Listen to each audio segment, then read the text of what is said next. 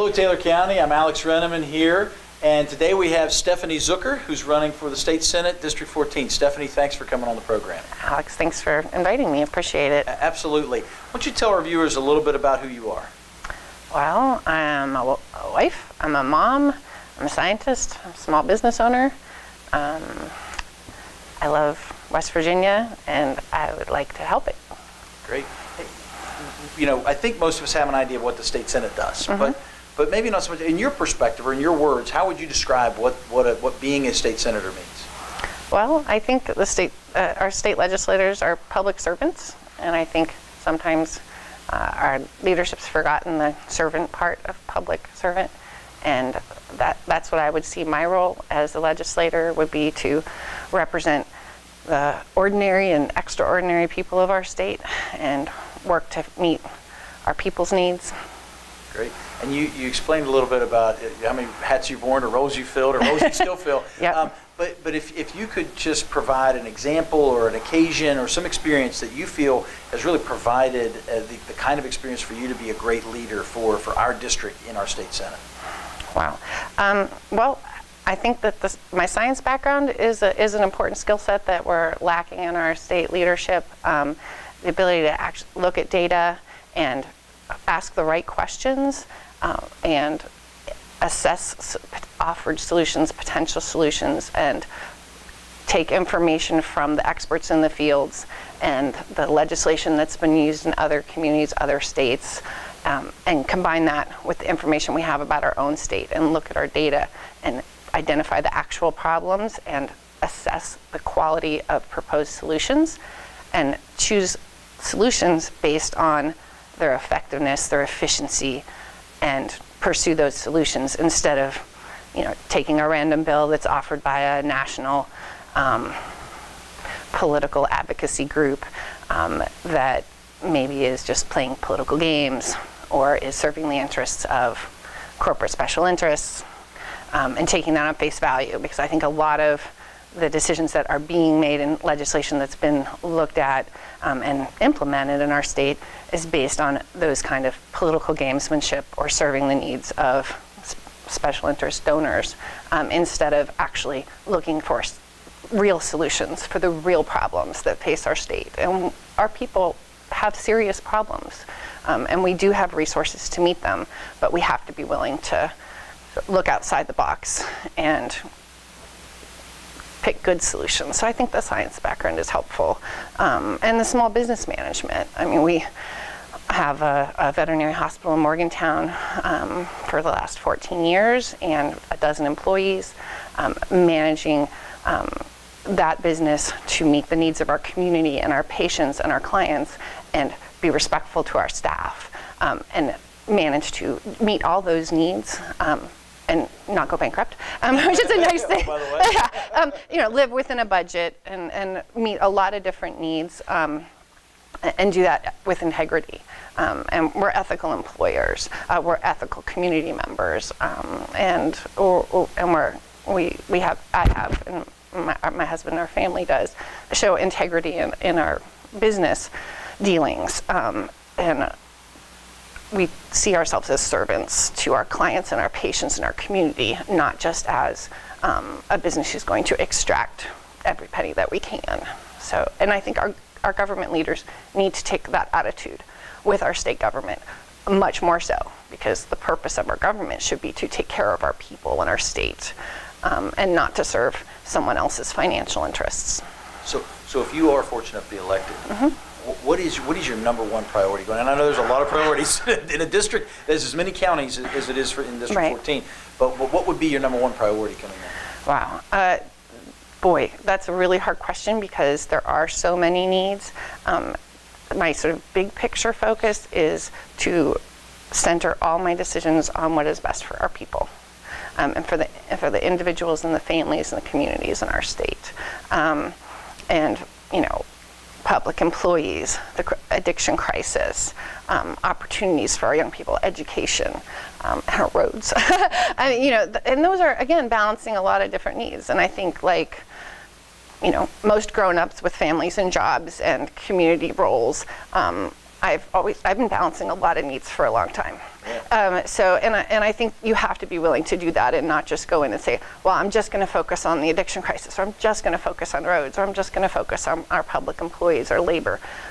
All these issues need to be brought together, and we need to be working really hard on all of those issues and the many more that I didn't list in my short list. But it's a big job, and I don't think it can be a single issue. So if we play a little bit further, and at the end of this term or another, how many ever terms you have, and you're ready to leave the Senate, what would you like for your legacy to be? Wow.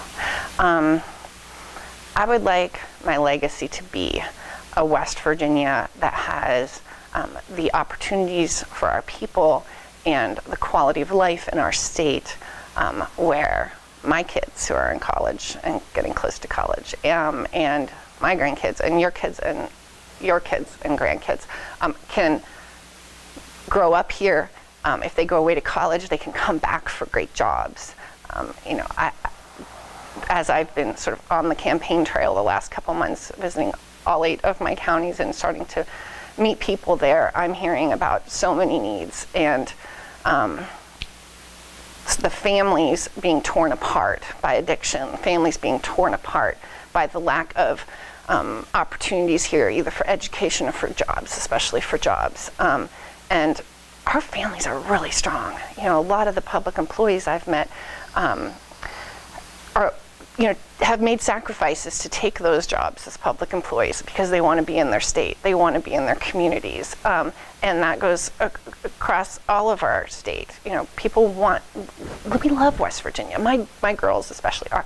They want to come home. My daughter's in college now and co-oping and computer science student, and she is determined to come back here. And it's I'm like, honey, that's great, but you have to, you have to be willing to take this other, and she'll be recruited all over the country. I want someone here in West Virginia to be able to recruit her, and her to be able to, she wants to be here. And many of our kids, most of our kids want to be here. And that way our families can keep supporting each other. When our kids have to leave for their opportunities and grandkids are gone, no one's here to take care of us as we age. No one's here to, grandma can't watch the kids while the grandkids while the kids work if the kids had to move to Pittsburgh to get a job or Northern Virginia to get a job. So that would be a great legacy. Yeah, makes sense. So when you look for it, and again, your district, West Virginia is an interesting state. It's varied across the board, depending on what geographic part you're in. But right. But when you look at your district or the state at large, what do you think is our biggest challenges? Wow. The addiction crisis is huge. Job opportunities, infrastructure. Our roads are obvious. No one can drive around our district for sure, and not know that the roads are a problem. But also, broadband internet access. Those are some big issues, and our other infrastructure needs as far as supporting our outdoor recreation opportunity. West Virginia is a gorgeous state.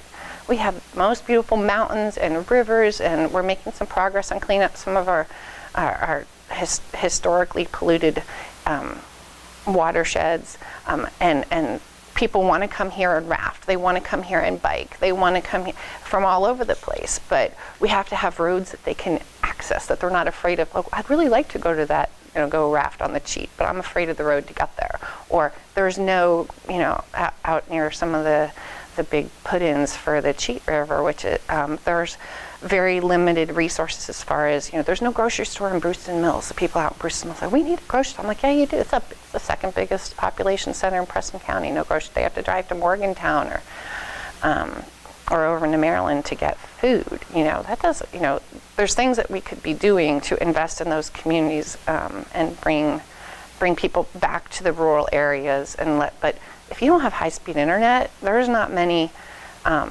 outside companies that are going to come set up shop in your area. And those kind of investments we can make them, not as a state. We can also access federal support to make those kind of investments, but we have to actually focus on, if we're going to expand broadband internet, it's not good enough to lay big cables down the freeways. We have to count how many houses, how many towns, how many employment centers like Grafton have access to that high-speed internet. We have to actually get it to people. I'm glad you asked that because, as you know, we polled our community of questions and things they were interested in. You've covered a couple already. I want to go back to it. But let's stay on broadband for a minute because that's a big one in this state. And I got to tell you, the sentiment is as a community, as a nation, and as a state, we put a lot of money publicly into companies that have promised broadband. Yeah. And we still are very, very low on the list of where we should be. So you're we talking can't about, measure by dollars spent. We have to measure by people served. Okay. And those are the kind of decisions where the legislature and the executive need to really focus in on how do we actually make a difference? How do we actually serve people? There are other states, like I think Chattanooga, Tennessee, had this really cool, they came in and their whole community, their whole town, they put in like gazillion speed Google Fiber or whatever for the whole community. And it created a boom with industry and with clean industry, because now, and we could do that. And you would have to be willing to say, okay, I'm not worried about making sure that Frontier gets plenty of profit. I'm not worried about making sure that Comcast gets plenty of profit. I'm worried about making sure our communities have what they need to grow opportunities and our families have enough have enough resources to meet their needs. That people at home, you could have this cool small business consulting out of your home, but I'm on dial-up. It's like that's not going to work for people, right? And so we need to actually think outside the box. And I think a lot of the avenues for things like expanding broadband have been slowed by a persistent focus on making sure that private corporations get the maximum amount of profit. And some states have moved away from that. And I think in a state like West Virginia, as rural as we are, it's not that easy for a big communications company to be guaranteed to make a huge profit. But they are guaranteed to make a huge profit if we just pay them $100 million to run, big cables down the freeways and then just walk away. We have to tie what we're investing with the results our people are getting and not worry about how much profit the business is involved. And if government does it themselves, which lots of other local governments have done with great success, created little co-ops, we support community organizations in doing that. I think that could be transformative for a lot of our rural areas, which District 14 has a lot of rural areas and a lot of areas that don't have broadband access. For sure. And you talked about running the roads, right? So let's talk about that. So the big road bond has been passed. I mean, they're just going out for that now. Yep. So again, this is another one of those things people are hot on. And you probably roads, see it on I'm working on a roads project for a video of myself. So yeah, roads are huge. Can you help us a little bit? Will the road bond just fix all this? No. So help us understand from your perspective. Well, so I mean, I voted for the road bond. I sort of waffled a little bit because I was like, well, we really need to invest in the roads that we currently have, and some new areas definitely need new roads, but our current roads are crumbling, and presumably more investment will help, but the more investment also has to be intelligent investment. It has to be measured. I live off Grafton Road, just not too far up the road here from Grafton, over the line into Mon County. And further up Grafton Road, I'm sure anybody here, you probably take the Grafton Road. Y'all remember the slip, right? And we drive that slip, that part of Grafton Road every time we go to town, so multiple times a day, if not. And there was the slip. It got fixed. A few days later, literally, like days after they cleared, everyone remembers, cleared the light and all that. The slip was, there was a slip again, days, And okay, so they came back and they fixed it again, sort of, and it's lumpy. You've got another one on 50. Yeah, I know. And I just saw one this morning on Kingwood Pike that I need to go drive out. So, I mean, they're all over the place. So, I don't know the details of how all that happened, but I know somebody came out, spent months doing something that obviously wasn't done right, and then presumably we spent a bunch more money to redo it. I know I'm seeing on all these roads where we have so many problems, I don't know when the last time anybody's been out clearing ditches. Like I never see it in the roads that I'm driving, even when they're getting paved, are not doing the ditch work and other sort of related drainage issues. That those are just, they make the roads fall apart faster and faster and faster. You can repave, but if you don't take care of the underlying problems of the seeps and the water management, you just keep having more problems and you waste money. We're wasting our resources. So we need some serious, I think, reform in the way we're dealing with our roads, as well as presumably a larger investment. And also, there's some industry use of our roads, the fracking trucks and the other large vehicles, they do, I don't remember the exact number, but it's something like every 1 mile that one of those huge trucks travels is equivalent to like 1,000 normal passenger vehicle miles. So we do need to make sure that the industrial use of our roads is being compensated one way or another through the taxes Can we system. explore that a little bit, because there was a sentiment in there in terms of, okay, so if you have a toll road, you pay a toll to ride on that road, and, Right. and so these trucks are riding on our roads, but are they paying a toll? Exactly. They're taking a toll, but are they paying a toll? And That's a good line. I'm going to remember that. So the question, I mean, you say there are ways. How can we make sure as our community? I mean, and this goes into the broader natural gas issue, Right. which I think I want to explore right after Sure. this. But can you, the impact on our roads is obvious to anyone who lives near a well pad or anything. Yes. Which most of us do now. Right, that's right. I know there's bonds and there's things that go in that they're supposed to protect these roads, but there are enough anecdote experiences and just our little community, and I'm sure across your district this is coming that way. What were you, when you say there's got to be a way to do that, do you have ideas or thoughts around that? Or? I mean, I think for a lot of reasons, I think the severance tax on natural gas needs to be raised. So the exact numbers, and presumably there are many other taxes that corporations and industries pay and fees. When I'm in the Senate, I will make sure that we do the research and find out how other states are handling these issues, because we're not the only state that has gas company extraction industries. Sure. And it is obviously an important industry in our state. But we do need to make sure that they're paying their fair share for not just the resources they're extracting, which are huge. That's one of the things that I like to say is that we're often told in West Virginia, over and over, we keep hearing that we're a poor state. And we can't afford to pay our public employees. No, we couldn't afford a 3% raise for our teachers, who are the lowest paid in the nation, or the second lowest paid. We can't afford to fully fund treatment and support for families that are facing addiction. We can't afford to even fill our potholes. This is a big lie, a really big lie. We below our feet are some of the greatest mineral reserves in the world. And they're being loaded up in trucks and sent out of state. And all the money, the value of it, is often being loaded up in trucks and sent out of state.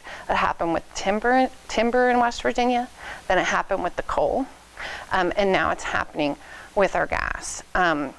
We can't afford to keep letting our state be exploited. There's a term called extraction colony is often a term that's used sort of academically, looking at, the mining in Africa and the third world countries, where one country comes in and takes out all their wealth and treats them as a colony, and extracts all their wealth and usually leaves much poison and much suffering and not much any good behind it. And that's literally the way West Virginia has been treated for centuries. This is not a new phenomenon. I think maybe what is new is that our people are waking up. And I don't think we're going to fall for it a third time. But this is our chance to change that. This is our chance to put a tax, and tax smart and wherever we can in reasonable ways. Other states are taking much bigger severance taxes and similar sections.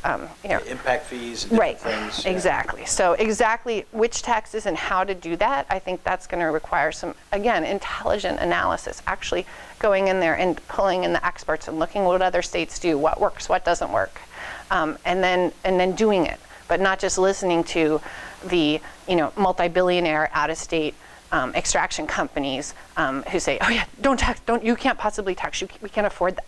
That's nonsense. We all know this. They can't. We have all the natural gas under our feet. They can't just take it. They can't go to somewhere else and get it. It's here. I mean, they want it, and they spend millions and millions and millions of dollars putting in each of these wells, and then they take people's property rights and they give them pennies on the dollar for the value. So our individuals and our communities and our state need to appropriately tax those extraction industries so that we can take care of our people, we can fix our roads, we can pay our public employees, we can fund pre-K, we can, all these things that our people need. Here we are again. As you'll notice, things are a little different. We had some technical difficulties, and thankfully, I appreciate it, Stephanie Zucker has come back on the program to finish her interview. Stephanie, again, thank you for coming, and thank you for coming again to get this thing finished. Absolutely. When we left off, we were talking about, we just discussed the natural gas topic, which is pretty big in this area, and really its impact on the environment and our economy and taking advantage but not being taken advantage of and those things. And we were just about to roll into the individual side of it. Now most of us in West Virginia had our rights sold out generations ago, and you read the history on that and can be depressed and then move on. But the fact is, some people do own their rights, and this current legislature passed a co-tenancy bill, they're calling it, in terms of if you're one of the holders and if there's a large portion that want to do something, maybe a majority, then whether you want to or not, the gas will be welled underneath you. But can you explain kind of your position on that and your perspective around what that is, the co-tenancy bill they're calling? Right. Well, I definitely object and don't agree with the co-tenancy bill that was just passed in this legislature. I don't agree with co-tenancy, period. Essentially, co-tenancy bills, forced pooling, whatever you want to call it, they change the name, every time they try and do it. It takes away individual property rights and forces them to accept the deal that the majority of holders in their area have agreed to. There are families I know that have had their mineral rights for many generations, like one family since the 1700s. Long before we were a state, they've had that land and they've managed to hold on to their property rights. And we know West Virginians, and we know that if a family's managed to hold on to their mineral rights for generations, they have made a lot of sacrifices to do that. And I think it's really important to protect those families and those landowners, that family farms, home places. If they don't want to deal, they shouldn't have to take it. Those forced pooling deals bring down the price for those mineral rights for all the landowners, including those majority landowners that wanted to do the deal. And if people want to sell their mineral rights, they should be allowed to do that. But if people don't want to sell their mineral rights, they should not be forced to. And I think that's just a fundamental individual freedom and right that we should, if people have held on to their land for generations, they should have the right to do what they want with that land, including their mineral rights. So I think that that's essentially a sellout. It's another way that our legislature has sold out individual families and people in West Virginia for the benefit of big industry, out-of-state extraction. It allows them to extract not just the gas, but our wealth and the rights of our individuals, and I'm absolutely opposed to it. And my opponent is generally supportive of forced pooling. I'm not. So I think that's an important difference, and one of the important things that we need to make sure that we're protecting individuals and families and not just selling them out to whoever the highest bidder is, and that's what we've done. This is another topic that you couldn't miss this spring was the work stoppage. Yes. And it was largely the teachers that pushed, but we had other school service personnel, the state workers who couldn't necessarily strike.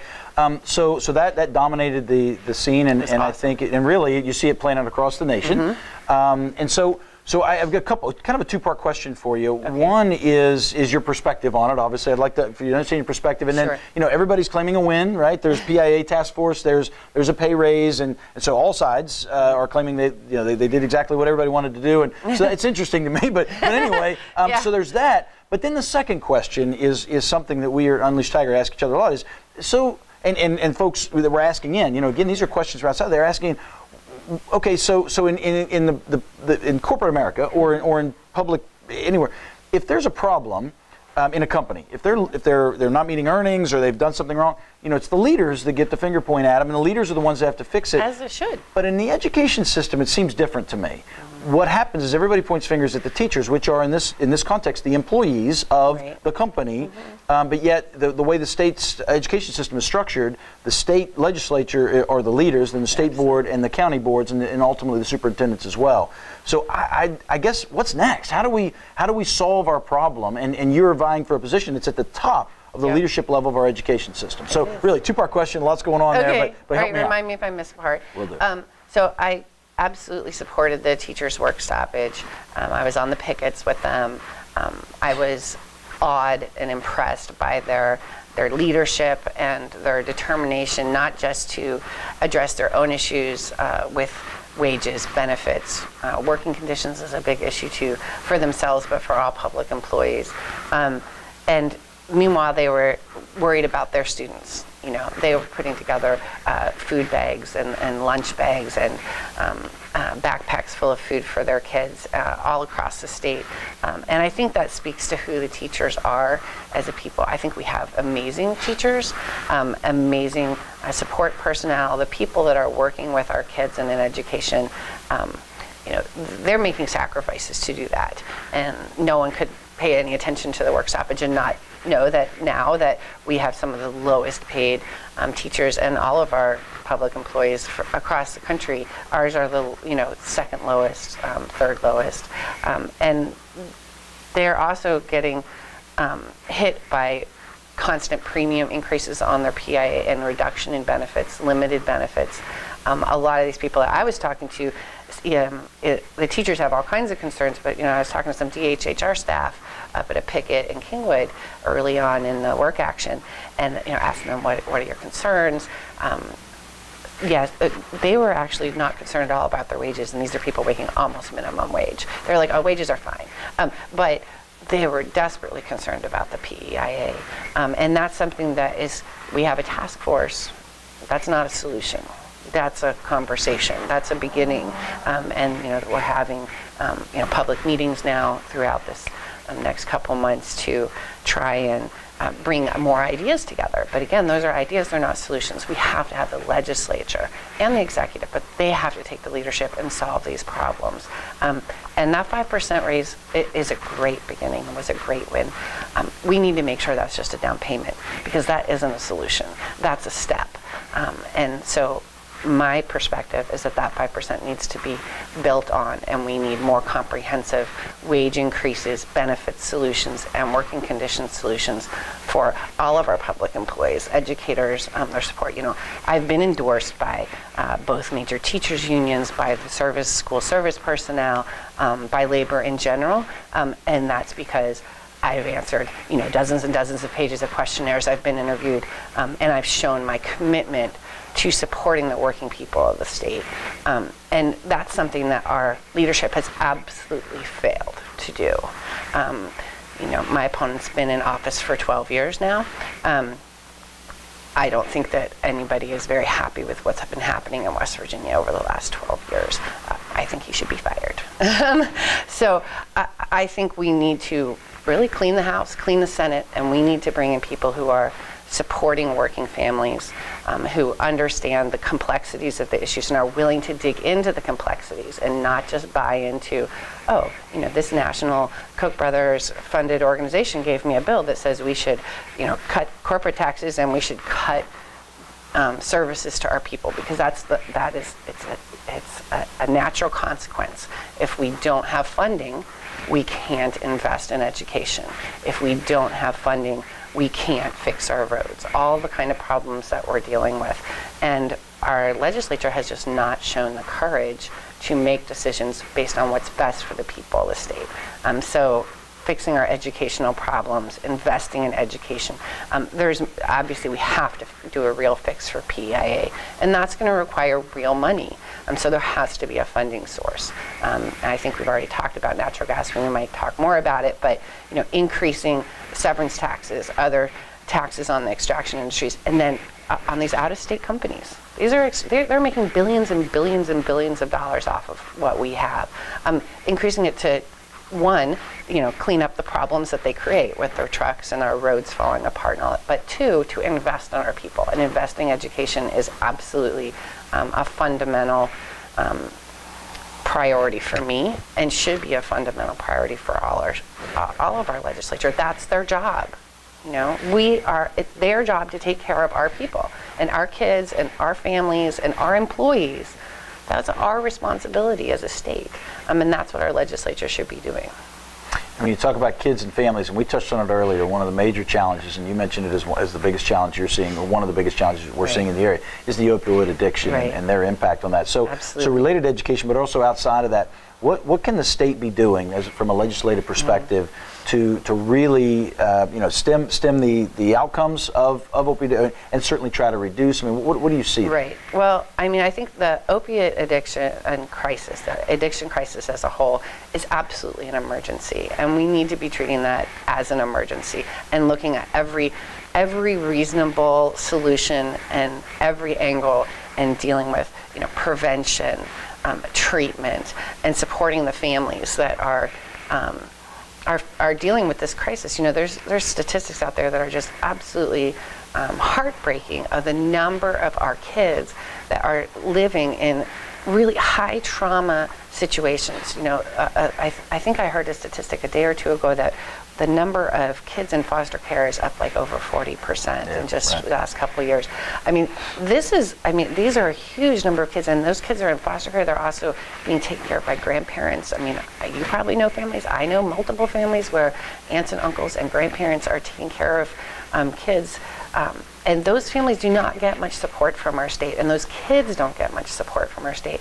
I think one of the things we need to look at in our schools, beyond the obvious academics, is we need to be using our schools as an opportunity to support kids and families. The number of guidance counselors and school nurses that we have available is not enough to address the number of kids that are in crisis. So if we've got 20-30% of our kids that are living in very traumatic situations, they should have access to social workers. I think we need to look at putting ideally a social worker in every school, increasing the number and quality of sort of mental health professionals that are available in our schools and to our kids, and that's going to help on lots of different levels. And those people have to be paid properly and treated properly to be able to recruit them and retain them, because a social worker or a guidance counselor can only be so helpful if that role is being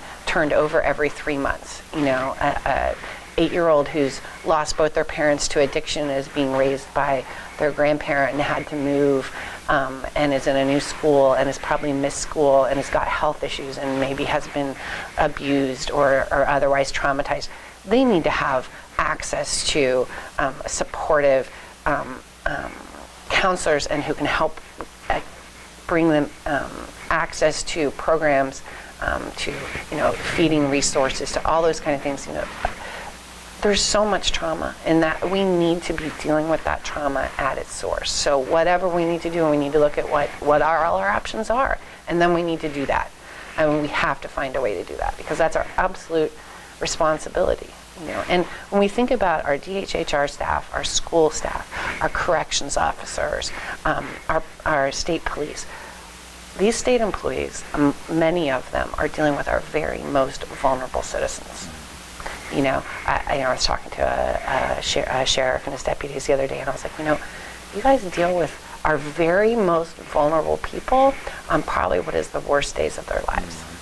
So the quality of those personnel is critical. They have an absolute vital job, and how all those state employees deal with our citizens is going to have a massive impact. It's not just that moment. It's, do they get better or do they reoffend? Does that child, become engaged in school and have a safe home and able to recover from the difficulties that they faced? Or does that child just sink into the cycle of addiction and hopelessness that really is an epidemic in our state? And that is absolutely my motivator for running, is that pain, and that's not a rare thing in our state. Unfortunately not. Right. It's true. We all know families that are faced, and lots of us know lots of families. And we can't fix every problem, we can't avoid every source of trauma, but we can do everything possible to minimize those risks and to help people to escape that cycle. So related to that, we've had a lot of folks came in and think there's really kind of two things. One, a funding mechanism, and they've reached out about the natural gas, and you've talked about the severance taxes. But the other, an overwhelming amount of folks are interested in seeing this as a panacea, and we saw the state legislature last cycle pass a bill that would a limited bill that would legalize it in the future, and I guess next year, medical marijuana. Okay, yep. And so they see that as not only a panacea for opioid addiction, the science, I'm not sure, but also revenue to fix some of the challenges we have on our education system. So I mean, and it's really, we had a lot of folks coming in saying this is it. So I think there's claims made that don't necessarily back up, but there's obviously some legitimacy to some of the science or some of the revenue behind it we're seeing in other states. So what is your perspective, in your opinion, on the legalization of marijuana, both for medical use? We've got some project here in Taylor County happening, but also from recreational, yes, on the hemp side, right? And again, hemp and marijuana, separate, same plant, different system. But anyway, so give us your perspective on that. Well, my perspective is that medical marijuana is absolutely, necessary for our people. For all people should have access to medical marijuana. That in 2017, really the people cried out and screamed, and you heard from legislators. They finally agreed to pass it because they were getting so much outcry from the people. So the people of our state want it. And then this year in 2018, by the time the 2017 bill got through the meat grinder, it was very flawed. And there's no availability of plant material. You could only get cannabis through big pharma. Essentially they had to turn it into a drug and sell it through a big pharma before they could access it. And also, there were a lot of other weaknesses with that bill by the time it finally got through that meat grinder. So in 2018, we had to pass a fix, and Republicans absolutely refused to pass that fix. So there was no fix. So the current legislation allows very limited access, supposedly in 2019, but it's absolutely untenable and won't happen. So right now, we actually won't get any access to medical marijuana in our state as the law stands. So that needs to be fixed. Well, an important point you make is it's not, so nobody go out and just grow their medicinal plant or a local ground. It's got to be run through pharmaceuticals. Right. They don't, because, big pharma doesn't want us to grow our own medicine. They want to keep their market share. They want to keep their addicts. And unfortunately, much of our legislature is in the pockets of big pharma. My opponent has taken over $6,000 from big pharma. He just took another $500, during this campaign cycle in a recent filing. So I've been calling on all candidates, not just my opponent, but all of them, to stop taking the blood money. We shouldn't take money from the industries that have really decimated a generation or multiple generations of West Virginians.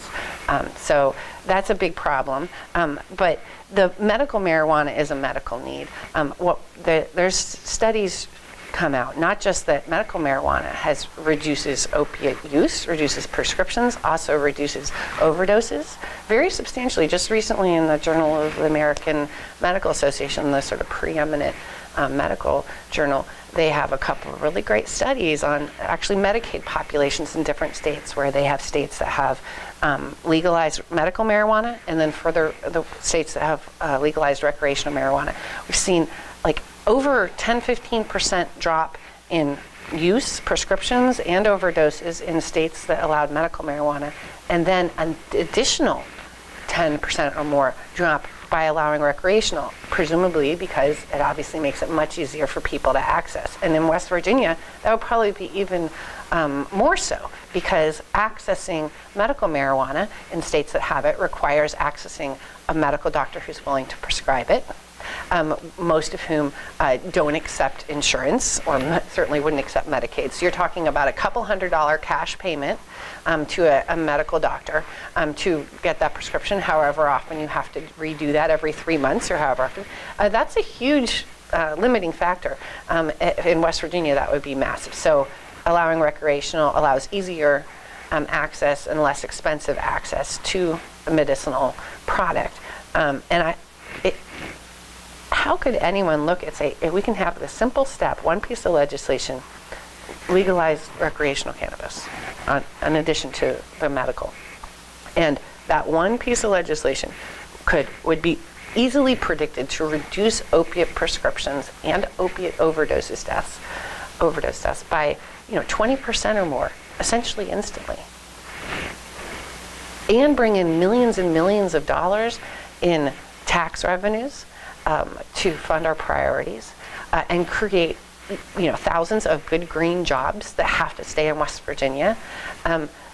How could anyone look at that and say, oh, that's a bad idea?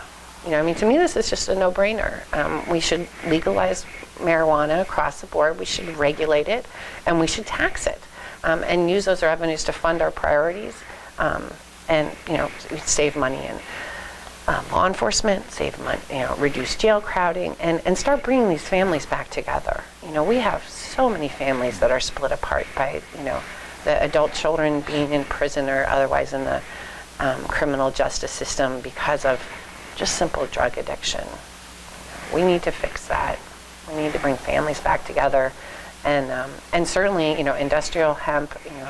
Mike Penny here in Taylor County sort of been a absolute, leader in that, and that has amazing opportunities for us agriculturally and in more jobs, and certainly nationally that's getting more support. I hope that in West Virginia, we can fully support an industrial hemp industry. That hemp can grow on areas that can't grow anything else. People can grow it in mountaintop removal sites, and can produce just gazillions of products. Plastics. We can make plastics out of hemp. Apparently, toilet paper is really great to make out of hemp and much less expensive, and certainly much better for the environment and creates more jobs. Great. Stephanie Zucker, we offer you the last word on this program. What is it you'd like to tell the voters of Taylor County? Oh, last word. Well, I appreciate your support, and I ask for your vote in November, and certainly in May too. Boy, that's tough. Last word. I guess I would like to encourage you to look at all the candidates in all the races and pick legislators that will work for you and work for the families of West Virginia. That's really what I've come to looking for when I'm making my voting choices, and I've done a lot of research on the candidates, and I ask you to really dig in and look and see who's going to make decisions that actually are going to benefit the people of the state, who's committed to representing you. I'm committed to representing the families and the people and the workers in our state, and not taking money from corporate PACs and not selling you out. And that's what I would ask you to look for in your legislators. And that's what I promise. If you elect me, I will work for you. And I hope to have your support. Thank you. Stephanie Zucker, State Senate, good luck. Thank you again for coming on the program. Thank you.